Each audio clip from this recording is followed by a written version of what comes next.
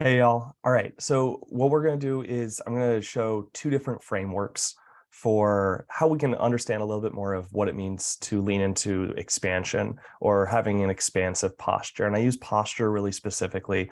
The reason for it is there's a lot of reasons. One is that posture is an embodied word. How are we stepping into our communities? How are we showing up?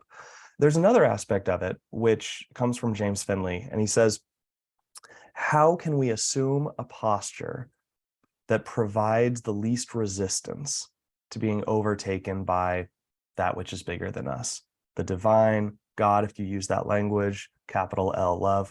But how do we carry a posture mentally, emotionally, with our own physicality? How do we carry a posture that offers the least resistance to being broken open, to experiencing something new, to going deep? And so I really like to think of expansive work as how are we shifting our posture 5 more minutes tomorrow than today, 5 more minutes the next day than tomorrow? How are we shifting our posture over time to be more open, open, and open as we go? So I'm going to share two frameworks that I think help with understanding this. The first one is a little less tangible, but I think can be helpful, certainly helpful for me. And the second is a little bit more tangible and has some journaling work to go with it. So here's the first one. It goes a little something like this, and this might be familiar for some of you who have years and years ago, I used to teach this framework when we did meditation work. So here's the framework. It's the default operating system. There is going to be a stimulus. There's going to be something that happens in your life. The world's going to come at us, however the world's going to come at us. So these are stimuli that are coming from the external world, so things around us, things that are happening, and they're also stimulus that come up from within, emotions that come up. We're going to feel an emotion that pops up or feel a negative thought. The inner critic's going to say what the inner critic is going to say. So a stimulus is going to occur. And when we're operating in our default operating system, non-intentional, generally think about like the reptile mind, fight, flight, freeze, fawn. Some have added an additional one, annihilate. When we are acting in an impulsive way, we're just going along to get along, autopilot, we're going to react. So a stimulus is going to come along, we're going to react. If someone comes up to me and punches me in the left eye, my body is going to go into react mode. And what am I going to do? I'm going to put my fists up. I might punch back, right? The reaction. And this was really important when there were, this continues to be really important when there are physical threats, right? This is a vital part of what it means to be human. And a vital part of what it means to be alive is to be able to react. However, it causes some conflict because our ego can't always differentiate between physical threat and ego threat.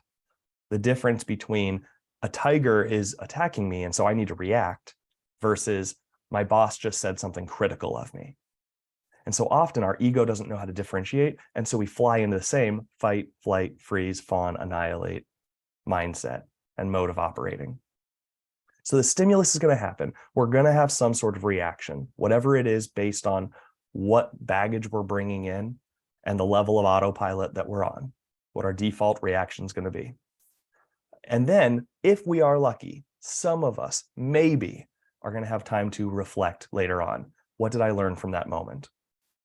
When we think about acts of violence, when violence occurs as a stimulus, violence occurs as a reaction, and then reflection, honestly, our society believes reflection goes hand in hand with punishment. And so there's this idea of like whoever did the worst thing goes to jail where they can reflect and think about what they've done. And what's so hard is that if that's not paired with learning about your operating system, if that's not paired with deep therapy, right? Work that is healing the underlying issues, the reflection work doesn't get done. And it doesn't get done in a deep and meaningful way that changes behavior and changes the way we see the world.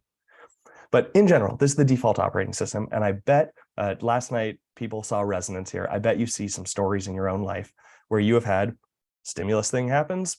I reacted. Later on, I realized maybe that wasn't a great idea. Or I reflected later and said, damn, that was a good reaction. I'm happy my body did that. So that's our default operating system. The second system is what I call the responsive operating system. And what it brings into the equation is it says the stimulus is still going to happen. Shit is still going to hit the fan. Life is still going to do what life do. But if we have an engaged practice over time that builds our capacity for resilience, our capacity for mindful awareness, our capacity for expansion, then what it does is it wedges some space into the operating system between stimulus and how whatever we do. And what that space is time for us, and it might be literal time, like we can take a breath and think, this thing just happened. What should I do now? Or it might be figurative time. This thing happens, you've still got to do something quick, but because you're more aware, you're more grounded in touch with what your body's doing, you're more open to the world. So that posture has opened, that expansive work has opened your posture. Because of that, you're able to respond more mindfully or more skillfully. It comes, I think when I first came across this framework or something like it, it was based on Viktor Frankl's quote. He was an Austrian doctor. And so I put a quote at the bottom: between stimulus and response, there is a space. In that space is our power to choose our response. In our response lies our growth and our freedom. And so really honing in on when we talk about expansion work and what you can take with you in the day-to-day is, how am I doing practices that open my posture so that I am changing how I show up in the world? I'm not reacting anymore, I'm responding. What posture are you carrying that is allowing you to shift from reacting to responding? What practices do you have that are building capacity within you to shift from reacting to responding? So that's the first framework.